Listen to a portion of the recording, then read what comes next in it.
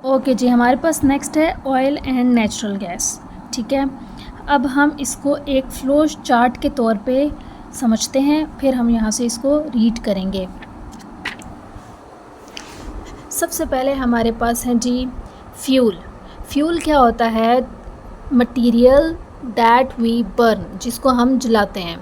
ठीक है, इसमें पेट्रोल आ गया, डीजल आ गया, नेचुरल गैस आ गई, ये सारे क्या होते हैं? फ्यूल होते हैं। अब फ्यूल के आगे से दो टाइप्स में यहाँ पे हमने तकसीम किया है, और भी होती हैं, लेकिन मेन जो टू टाइप्स हैं जो आपकी बुक में गिवन है, हम सिर्फ उन पे स्टिक हैं, natural gas and crude oil. ठीक है, अब ये गैस है और ये लिक्विड है। नेचुरल गैस क्या होती है? Gas found underground.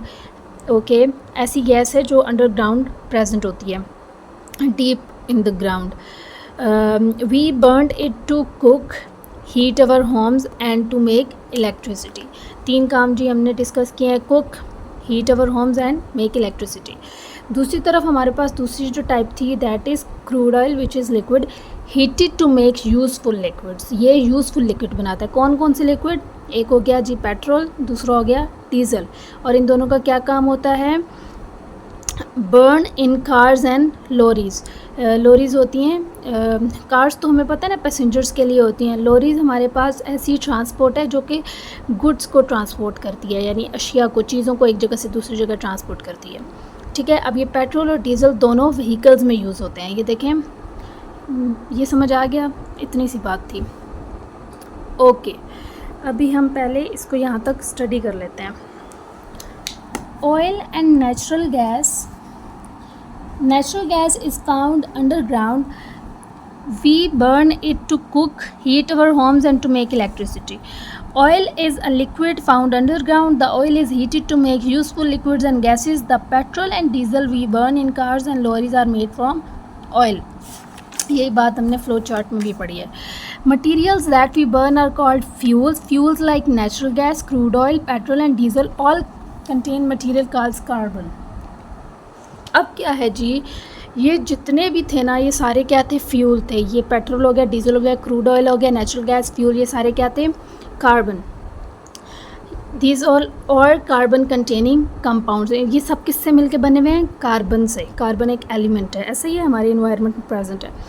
अब जब हम इनमें से नेचुरल गैस को जलाते हैं, पेट्रोल को मतलब हम जब गाड़ियों वगैरह में यूज़ करते हैं, पेट्रोल यूज़ होता है, डीजल यूज़ होता है, या फ्यूल को हम किसी भी फ्यूल को बर्न करते हैं, इंडस्ट्रीज़ में यूज़ करते हैं, तो वो क्या बनाते हैं? ये कार्बन कंटेनिंग कंपाउंड्स क्या बनाएंगे? कार्बन डाइऑक्साइड बनाते हैं।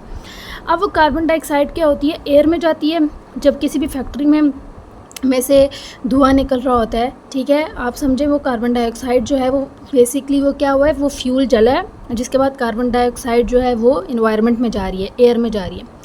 अब जब कार्बन डाइऑक्साइड एयर में जाएगी तो वो क्या कॉज करती है? Global warming. क्या कॉज करती है? Global warming.